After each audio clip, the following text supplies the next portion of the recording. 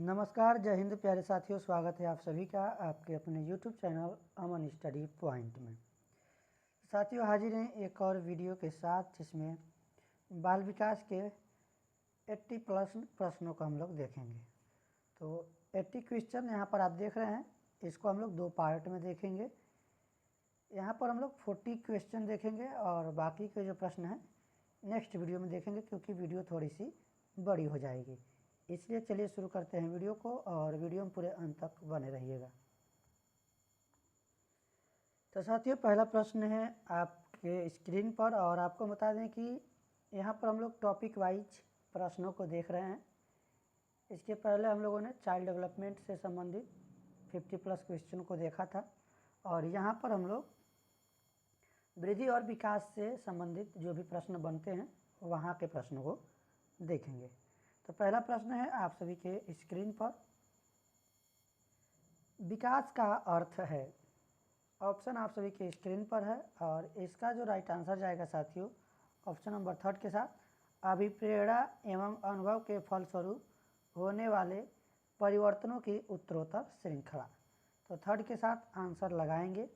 चलेंगे अगले प्रश्न की ओर। अगला प्रश्न है साथियों आप सभी के स्क्रीन पर, मानव अभिवृद्धि से तात्पर्य है। तो ऑप्शन है आप सभी की स्क्रीन पर और इस प्रश्न का सही जवाब होगा मानव शरीर के आकार, भार व कार्य शक्तियों में वृद्धि। तो पूरा टॉपिक वाइज हम लोग प्रश्नों को देखेंगे, यानी कि पहले हम लोगों ने देखा था बाल विकास से संबंधित, अब उसके बाद वृद्धि और विकास। अगला प्रश्न है साथियों आप सभी के स्क्रीन पर, वृद्धि और विकास है। तो यहाँ पर देखिए, नकारात्मक जो है इसको क्रॉस कर दीजिए, एक दूसरे के विरोधी, एक दूसरे के समान या इनमें से कोई नहीं। तो इसका राइट आंसर जाएगा ऑप्शन नंबर 3 के साथ, एक दूसरे के पूरक हैं। अगला प्रश्न देखेंगे, विकास उत्पाद है, यानी पूछ रहा है विकास किसका उत्पाद है, अधिगम का, परिपक्वता का, अधिगम तथा परिपक्वता का या फिर अभ्यास का। तो साथियों यहाँ पर हमारा राइट आंसर जाएगा अधिगम और परिपक्वता का। 3 के साथ आंसर लगाएंगे। चलेंगे अगले प्रश्न की ओर। अगला प्रश्न है, विकास की दिशा होती है निश्चित, अनिश्चित, निश्चित व अनिश्चित दोनों प्रकार की या फिर उपरोक्त में से कोई नहीं। तो साथियों जो विकास की दिशा होती है वह क्या होती है, निश्चित होती है। ऑप्शन नंबर 1 इसका सही जवाब होगा। अगला प्रश्न है साथियों आप सभी के स्क्रीन पर, वृद्धि के बारे में क्या सही नहीं है। तो प्रश्न पूछा गया है क्या सही नहीं है, यानी नेगेटिव ऑप्शन हमको यहाँ पर ढूंढना है आंसर में। तो ऑप्शन है अभिवृद्धि शारीरिक होती है, अभिवृद्धि मात्रात्मक होती है, यानी जिसको मापा जा सकता है, सही है, शारीरिक भी होता है। अभिवृद्धि मापनीय होती है, मापना यानी जिसको माप सकते हैं। और यहाँ पर दिया गया है अभिवृद्धि मापनीय होती है और अभिवृद्धि जीवन पर्यंत चलने वाली प्रक्रिया है। देखिए अभिवृद्धि जो है यह जीवन पर्यंत चलने की बात की गई है यहाँ पर, तो यह जो है सही नहीं है। 4 के साथ हम लोग आंसर लगाएंगे, क्योंकि यह जो है विकास जो है यह जीवन पर्यंत चलने वाली प्रक्रिया है, जबकि अभिवृद्धि नहीं है। इसलिए प्रश्न में यही पूछा गया है कि कौन सा वृद्धि के बारे में सही नहीं है। हम लोग 4 के साथ आंसर लगाएंगे, बाकी जो आंसर है ये गलत है, सही है। और ये पूछा गया कौन सा सही नहीं है, तो इसके हिसाब से यही सही नहीं है, इसलिए हमारा आंसर 4 के साथ जाएगा। तो थोड़ा सा वहाँ पर कन्फ्यूजन होता है, प्रश्न को ध्यान में रखना है, प्रश्न में पूछा क्या गया है। अगला प्रश्न है साथियों आप सभी की स्क्रीन पर, विकास के संदर्भ में निम्न में से कौन सा कथन सत्य नहीं है। यहाँ भी पूछा गया है कौन सा कथन सत्य नहीं है। विकास की प्रत्येक अवस्था के अपने खतरे हैं, ऐसा नहीं है। विकास उकसाने या बढ़ावा देने से नहीं होता है। विकास सांस्कृतिक परिवर्तनों से प्रभावित होता है, ये भी सही है। विकास की प्रत्येक अवस्था की अपनी विशेषताएं होती है। ये भी जो है यहाँ पर सही है। और विकास की प्रत्येक अवस्था अपने के बारे में खतरे है, यहाँ पर जो है हमारा राइट आंसर जाएगा। कह रहे विकास उकसाने या बढ़ावा देने से नहीं होता है, किसी भी चीज़ को हम बढ़ावा देंगे तो विकास उसका होगा, इसलिए यह जो है सही नहीं है। हम लोग सेकेंड के साथ आंसर लगाएंगे। अगला प्रश्न है साथियों, निम्न में से कौन सा कथन विकास के बारे में सत्य नहीं है। फिर से वही प्रश्न पूछा गया है, कौन सा सही नहीं है।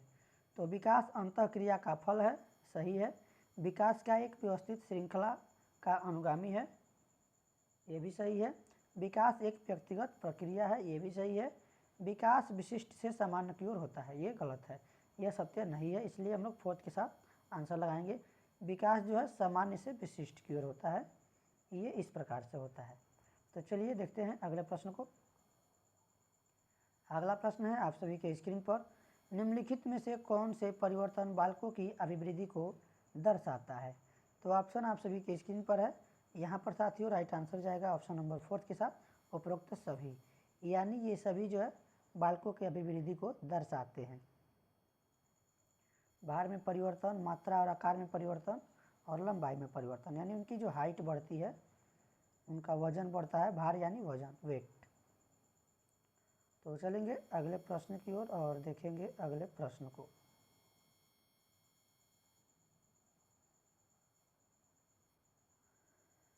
विकास के संबंध में कौन सा कथन सही है। विकास में अभिवृद्धि निहित रहती है।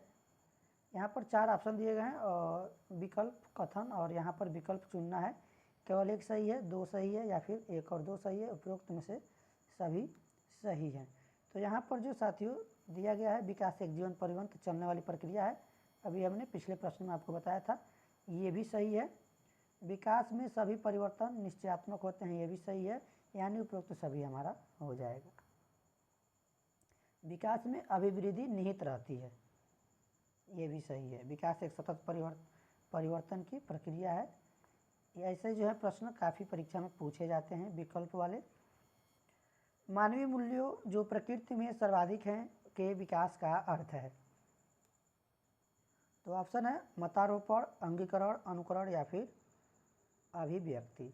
मानवीय मूल्यों जो प्रकृति में सार्वत्रिक है के विकास का अर्थ है अंगीकरण, यानी कि सेकेंड वाला ऑप्शन यहाँ पर सही होगा। चलेंगे अगले प्रश्न की ओर। निम्नलिखित में से किसका प्रभाव बालक के विकास पर पड़ता है।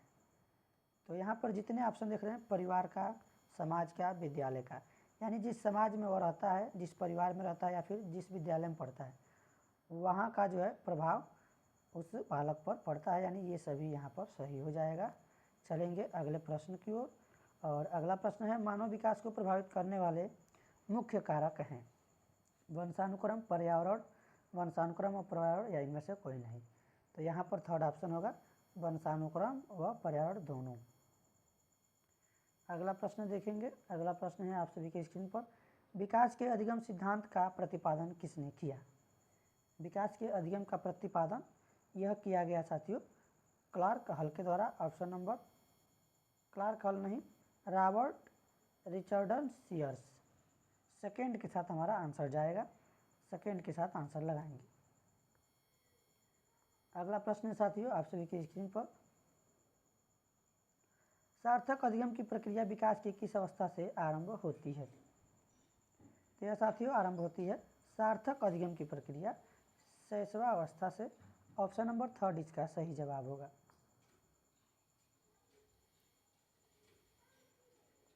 अगला प्रश्न है, किस अवस्था में घनिष्ठ मित्रता की प्रवृत्ति पाई जाती है। तो ये प्रश्न हम लोग पिछले वीडियो में ही कर चुके थे। कह रहा है किस अवस्था में घनिष्ठ मित्रता, बाल्यावस्था में तो समूह में रहना पसंद करते हैं बच्चे, समूह बनाते हैं, टोली बनाते हैं। घनिष्ठ मित्रता की बात की गई है, तो किशोरावस्था के साथ आंसर लगाएंगे। अगला प्रश्न साथियों, निम्नलिखित में से कौन सा कारक विकास को प्रभावित नहीं करता है। पूछा गया विकास को प्रभावित नहीं करता है, संस्कृति, प्रजाति, वृद्धि और उपलब्धि। तो यहाँ पर जो है संस्कृति, वृद्धि और प्रजाति, ये सभी जो है बाल विकास को प्रभावित करते हैं, जबकि उपलब्धि जो है यह प्रभावित नहीं करती है। तो फोर्थ के साथ आंसर लगाएंगे। चलेंगे अगले प्रश्न की ओर। अगला प्रश्न है, मानव विकास की किस अवस्था में बच्चे के सीखने की गति सर्वाधिक होती है। सीखने की गति पूछी गई है, कौन सी अवस्था में सर्वाधिक होती है? तो यह शैशवावस्था में होती है। ऑप्शन नंबर सेकेंड के साथ आंसर लगाएंगे। चलेंगे अगले प्रश्न की ओर।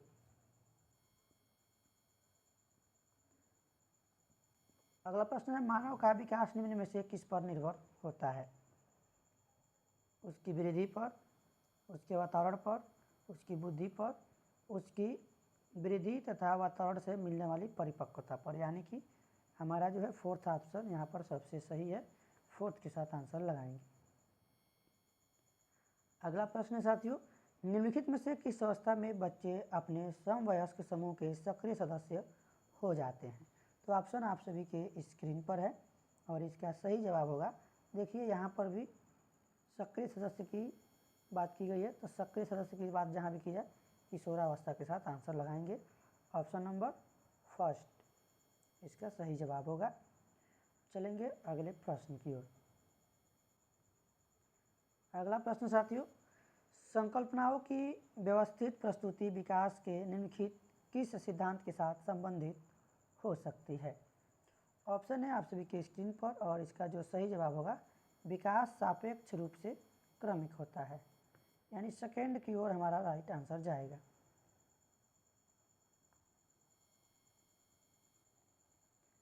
अगला प्रश्न है, निम्नलिखित में से कौन सा विकास का सिद्धांत है?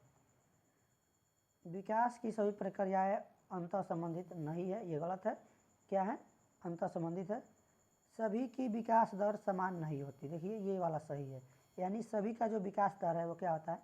भिन्न भिन्न होता है, अलग अलग होता है। अगर ये दिया जाए तो ये सही होता, ये नहीं दिया। विकास हमेशा रेखीय नहीं होता है, यह निरंतर चलने वाली प्रक्रिया नहीं है, ये गलत है। देखिए अभी हम लोगों ने ऊपर प्रश्नों में देखा है, यह निरंतर चलने वाली प्रक्रिया है, इसलिए हमारा जो है सही जवाब सेकेंड के साथ जाएगा। प्रश्न सकारात्मक पूछा है, सभी का विकास दर समान नहीं होता है, यानी अलग अलग होता है, तो ये चीज़ ध्यान में रखना है। अगला प्रश्न है साथियों, वृद्धि शब्द का प्रयोग रिक्त स्थान परिवर्तनों के लिए तथा विकास का प्रयोग रिक्त स्थान परिवर्तनों के साथ साथ परिवर्तनों के लिए भी होता है। तो ऑप्शन आप सभी के स्क्रीन पर है, यहाँ पर 3 जगह रिक्त स्थान दिए गए हैं, इसको जो है भरना है।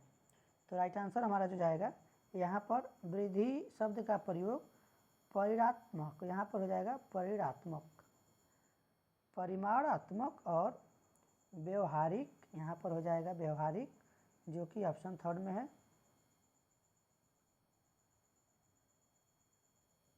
परिमाणात्मक व्यवहारिक ऑप्शन थर्ड वाला लगाएंगे, व्यवहारिक हमारा यहाँ पर आएगा। तो परिमाणात्मक और व्यवहारिक ये हो जाएगा थर्ड वाला। चलेंगे अगले प्रश्न की ओर। अगला प्रश्न है आप सभी के स्क्रीन पर, मानव विकास की किस अवस्था के बाद व्यक्ति परिपक्व हो जाता है? तो परिपक्व काल कौन होता है? किशोरावस्था 12 से 18 साल। 6 से 12 क्या होता है? बाल्यावस्था, ये अवस्थाएं हैं। और जन्म से 6 वर्ष 5 वर्ष तक या 6 वर्ष तक शैशवावस्था होती है, इसको याद रखना है। शिक्षण की विभिन्न विधियों के प्रयोग के लिए कौन सी अवस्था सर्वाधिक उपयुक्त है? बाल्यावस्था, शैशवावस्था, प्रौढ़ावस्था या फिर किशोरावस्था? तो ये बाल्यावस्था, ऑप्शन नंबर फर्स्ट इसका सही जवाब होगा। अगला प्रश्न है आप सभी की स्क्रीन पर, मैं कौन हूँ, मैं क्या हूँ, मैं भी कुछ हूँ आदि जैसी प्रबल भावनाएं बालक के विकास के किस अवस्था की सूचक होती है? तो ऑप्शन आप सभी की स्क्रीन पर है, ये जो है किशोरावस्था में उनके मन में ये ख्याल आते हैं। और स्टेनले हाल ने जो है किशोरावस्था को तनाव और तूफान का काल कहा है। ये भी प्रश्न आपके परीक्षा में पूछा जा चुका है। अगला प्रश्न है, एक 13 वर्षीय बालक बात बात में अपने बड़ों से झगड़ा करने लगता है और हमेशा स्वयं को सही साबित करने की कोशिश करता है और विकास की किस अवस्था में है? यानी कि वह जो है विकास किस अवस्था में है? किशोरावस्था में है। ऑप्शन नंबर इसका सेकेंड सही जवाब होगा। अगला प्रश्न है, रॉस के अनुसार शैशवावस्था मानी जाती है। रॉस के अनुसार पूछा गया है, तो रॉस के अनुसार शैशवावस्था 1 से 3 वर्ष मानी जाती है। इसको आपको याद रखना है।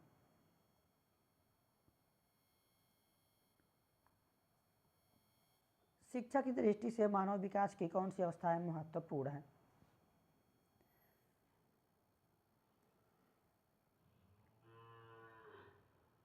तो यहाँ पर दिया शैशवावस्था, बाल्यावस्था और किशोरावस्था। यहाँ पर जो तीनों अवस्थाएं हैं महत्वपूर्ण हैं। ऑप्शन नंबर फर्स्ट इसका सही जवाब होगा। अगला प्रश्न देखेंगे। किस अवस्था के प्रथम 6 वर्षों में बालक बाद के 12 वर्षों से अधिक सीख लेता है? तो यह शैशवावस्था में 6 वर्षों में बालक बाद के 12 वर्षों से अधिक सीख लेता है। अगला प्रश्न है साथियों, शैशवावस्था में शिशु को निम्न प्रकार से की शिक्षा दी जानी चाहिए, यानी किस प्रकार की शिक्षा दी जानी चाहिए?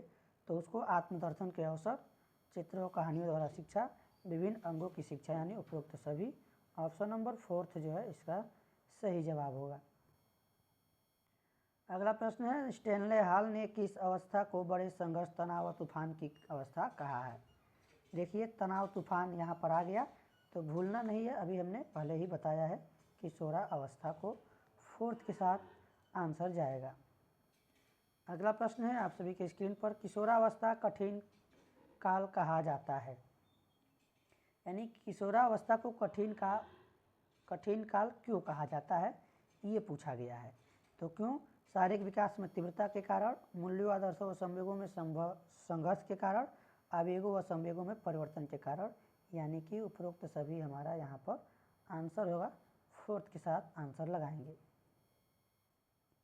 अगला प्रश्न है साथियों, किशोरावस्था की मुख्य विशेषता है। ऑप्शन आप सभी के स्क्रीन पर है और इसका सही जवाब होगा ऑप्शन नंबर फोर्थ, उपरोक्त सभी।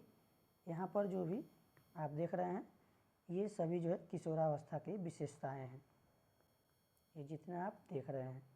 चलेंगे अगले प्रश्न की ओर। अगला प्रश्न है, किशोरावस्था के विकास का सिद्धांत है। यहाँ पर दिया गया है त्वरित विकास का सिद्धांत, क्रमशः विकास का सिद्धांत, उपरोक्त दोनों। तो यहाँ पर जो है ये दोनों जो है किशोरावस्था के विकास के सिद्धांत है, यानी कि थर्ड के साथ हमारा आंसर जाएगा। अगला प्रश्न है साथियों, विकासात्मक कार्य का प्रत्यय दिया है। विकासात्मक कार्य का प्रत्यय तो ये दिया गया है हैविंग हर्ष के द्वारा। ऑप्शन नंबर फोर्थ इसका सही जवाब है। चलेंगे अब अगले प्रश्न की ओर। किशोरावस्था का आरंभ होता है, यानी किस वर्ष से किशोरावस्था का आरंभ होता है? 11 वर्ष की आयु से या फिर 12 वर्ष की आयु से? 12 से 18 होता है, तो यहाँ पर 11 वर्ष आप लोग सेकेंड के साथ आंसर लगाएंगे।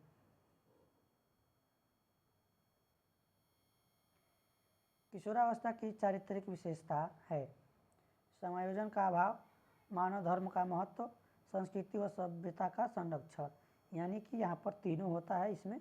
उपरोक्त सभी डी वाला ऑप्शन हमारा सही हो जाएगा, फोर्थ नंबर। अगला प्रश्न है आप सभी के स्क्रीन पर, शैशवावस्था में संचयी काल किसे कहा जाता है? तो शैशवावस्था में संचयी काल होता है जन्म से 3 वर्ष, यानी कि फर्स्ट ऑप्शन हमारा सही होगा। तो साथियों अगला प्रश्न देखते हैं, किशोरों की रुचि में अस्थायित्व किस काल में आता है? तो किशोरों की रुचि में अस्थायित्व ये आता है 16 से 18 वर्ष की उम्र में। फोर्थ आंसर ऑप्शन जो है यहाँ पर आंसर होगा। तो साथियों आज के वीडियो में बस इतना ही। वीडियो कैसा लगा कमेंट बॉक्स में ज़रूर बताएं, और चैनल पर पहली बार है तो वीडियो को लाइक और शेयर कर दें और चैनल को सब्सक्राइब कर दें इसी तरह के वीडियोस देखने के लिए। मिलेंगे नेक्स्ट वीडियो में, तब तक के लिए धन्यवाद। जय हिंद।